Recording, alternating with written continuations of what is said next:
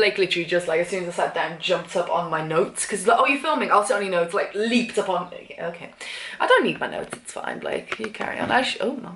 Okay, good morning, good afternoon, good evening, welcome back to my second channel. Today I wanted to do some non-fiction book recommendations, because, oh, I love non-fiction. I love me a good memoir, or someone in a really like, obscure profession, telling the story of what their work really entails. Love it. Haven't read much non-fiction this year, but I did a lot last year. So I've broken it down into different categories. We've got a travel category, we've got a workplace / profession category, we've got just a pure autobiography memoir section, and then we'll do a general non-fiction, thought-provoking, just generalized non-literature that I couldn't really fit into a different category. Let's start with travel. First book I want to recommend is one of my favourite all-time travel memoirs, and that is Wild by Cheryl Strayed. I absolutely love this. It's all about Cheryl, who she's gone through a lot. She's lost her mother to cancer, and her marriage has completely crumbled. So she decides to hike the Pacific Crest Trail through America, and it is, I mean, a load of you probably have seen the movie, which was an okay adaptation, but the book is just phenomenal. It's all about her journey along the trail. So you got all the adventures, things that go wrong. She's doing it alone, but you also find the self-discovery, and it's just so beautifully written. I absolutely adore this book and gave it 5 stars.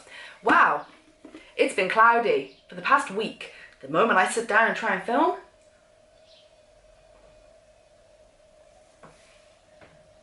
agreed, Blake. The next one I want to recommend is called Lone Rider by Elspeth Beard. This is an amazing story of one woman who decides to travel around the world. Like, I think she's the first woman to circumnavigate the world on a motorbike, like in the 80s or something. She goes through Australia, America, India, and it is like, if you want a real adventure story of the things that happened, seeing as she was a woman alone in the 80s, just going through the world, it is the most incredible story. It is action-packed, things go wrong, obviously, but it's beautifully written. I actually listened to this on Audible for the first time, and it was really well done, so if you want the audiobook, I would recommend it. It's very well narrated. Blake, what's the next one? The next one is Round Island with a Fridge by Tony Hawks. If you want a really funny, like, road trip hitchhiking read, then I definitely recommend this one. I think Tony made a bet in the pub for like £1 that, I don't know how it got to this point, it's been ages since I read it, but that he couldn't travel around Ireland with his fridge. His friends bet him £1 or something that he couldn't do it. I think it was a couple of years later, he decides to do it. So he decides to hitchhike around the entirety of Ireland with a fridge. And it is hilarious, and you're gonna want to look up photos once you finished it, because we listened to the audiobook on this one as well. I still haven't found it in a charity shop. It is so funny, like the people he meets and how he gets super, like, almost famous because the radio keeps shouting him out and people recognize him, and he's just him and this fridge going around Ireland meeting all these fabulous Irish people. It's so funny, and it's one hell of an adventure. So if you want to giggle but a bit of adventure and like a, oh my god, what are you gonna do now kind of book, would recommend. Next I'm going to jump into workplace / profession. So people who work in certain fields, they write books about like stories of what it's really like to work in their profession. One of my favourites is Reaching Down the Rabbit Hole by Alan Roper and B.D. Burrell. This is all about a neurologist. And this obviously stems back from me having a degree in psychology. I love neuropsych. It was one of my favourite semesters when we got to take that. Absolutely adored it. Learning about very strange, peculiar, rare, unique brain disorders.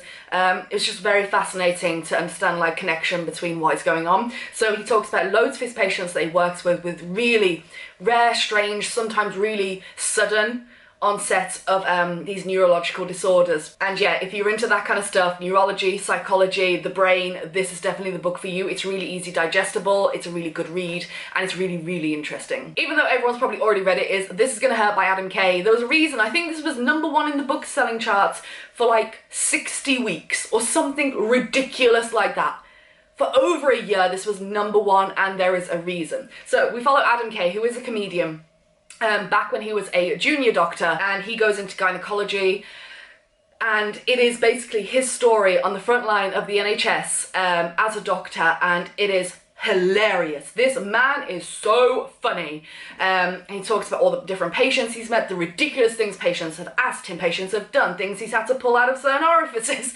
But it's also so damn heartbreaking at one point in this book. It will like shatter you. But it's a reason it is so famous, this book. It's absolutely brilliant. And plus, coming from the UK, learning more about like working on the front line of the NHS, I always appreciate, I think we all do, to get a real glimpse behind the scenes. But he does it in a comedic way, but you also understand the serious undertones throughout the whole book, the messages it's trying to convey. And then we have his small novella, was towards the night shift before Christmas, which is a lot shorter but really good, all about more of his shifts on the wards in hospitals around Christmas time when things can get all a little bit manic. So it's more of his stories, and it's not very long, but it's really good. This is one of my all-time favorite books, and it is The Secret Barrister: Stories of the Law and How It's Broken. This will probably only interest you unless you're interested in international law.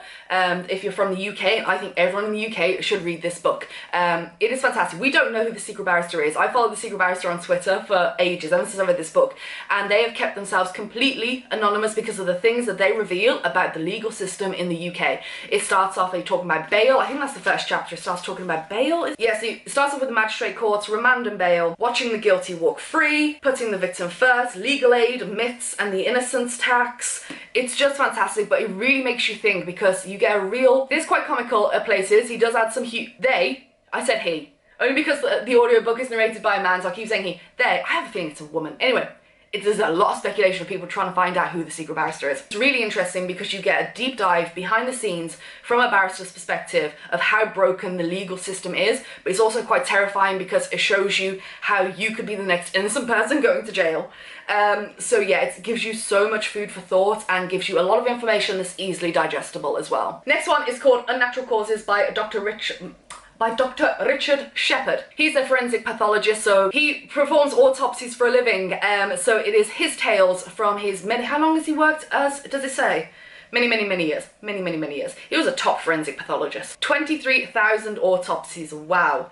So you've got like unexplained deaths, and he's trying to figure out, obviously, it's like from the table where he's trying to figure out how this person died also when he has to go to court and discuss, you know, maybe in a murder trial and things like that. And it's just fascinating to get a glimpse into that profession, which is seen as very morbid, and I don't know, we just don't think about it or talk about it, like those pathologists who perform autopsies and they have to stand in court in a murder case and say they're part of how a person died.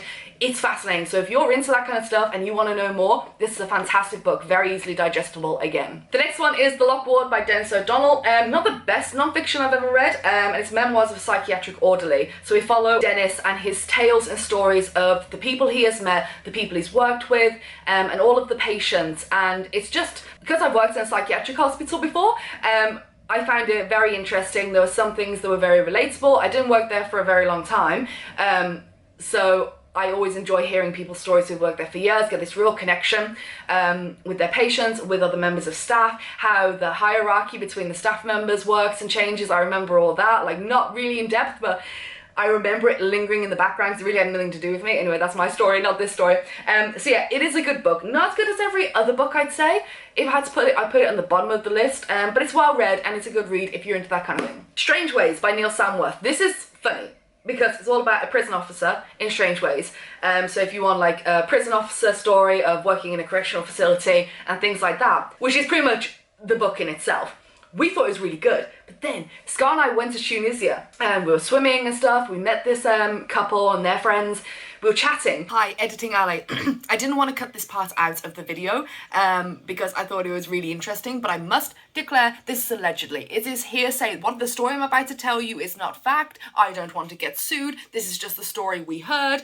But I wanted to keep it in because it was interesting that we met someone who knew the author and had something to say about the book that he wrote. But this is all allegedly. Do not sue me. Please don't come after me. I don't know if what this person said was true or what the other person said was true. Okay? It's just allegedly. This is what I heard. It's all hearsay. Okay? Okay. And Scott brought up this book because we'd only just finished listening to it together on Audible.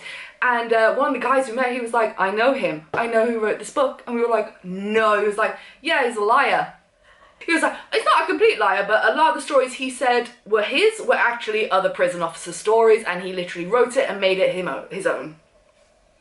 The tea, the scandal. So yeah, and oh, wow. He worked in Strange Ways with this guy who wrote this book, and he was like, when I read it, there are stories in there that things that didn't happen to him, that happened in the prison, but didn't happen between him and an inmate or him and another correctional officer. They were someone else's story that he passed off as his own. It was a good book, but I thought I'd just let you know about that one. Right, I'm going to jump into general non-fiction, things I can really put into a different category where we talk about different kind of topics and stuff. So, we've got a couple on race, which are really, really good. We got Why I'm No Longer Talking to White People About Race by, hold on, I always get her name muddled up because of the Rennie Edo Lodge. I always get a tongue twister.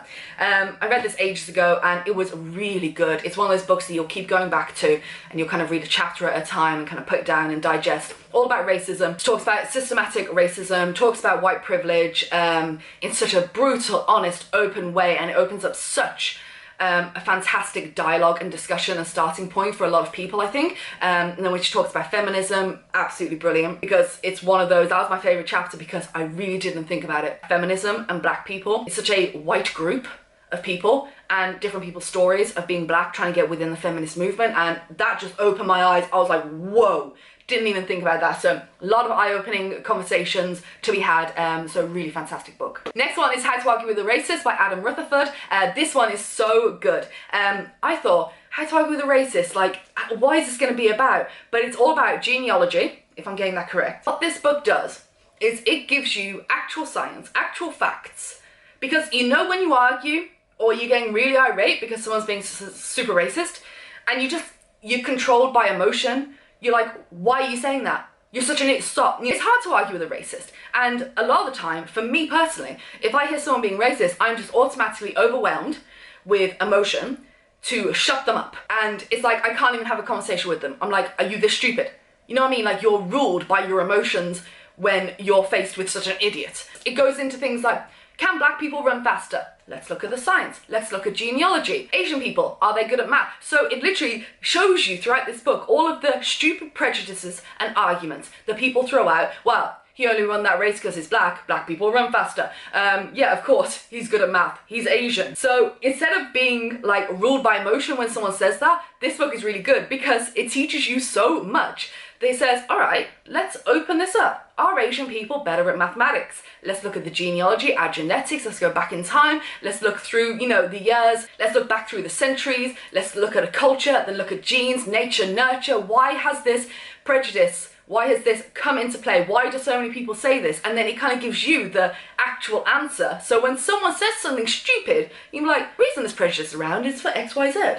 And then you can slam them with the actual science, instead of being ruled by emotion when you're trying to argue with a bloody idiot. See, sorry, it's such a good book. It's a really good book. I actually want to pick this up again because there's so much in it, you just can't take it all in one sitting. There's just so much information being thrown at you that's really interesting, and obviously you'll pick up on a handful of things that you'll keep with you, and then I feel it's one that on your second read, you'll get even more from, so definitely want to pick up again and again. And the last one I'm going to talk about in the general non-fiction category is a self-help book that actually helped me, and that is The 5 Second Rule by Mel Robbins. I adore Mel Robbins, and I don't know, I just read it at the right time in my life, and she is super famous after that TED Talk, and I consume everything, all of her books, all of her YouTube videos. She is fantastic. She seems to just put out a video sometimes where she's just walking on the beach talking about her struggles with her mental health or something, with anxiety or something, and just at the right time this woman posts. I don't know what it is. I'm like, I needed to hear that today, thank you.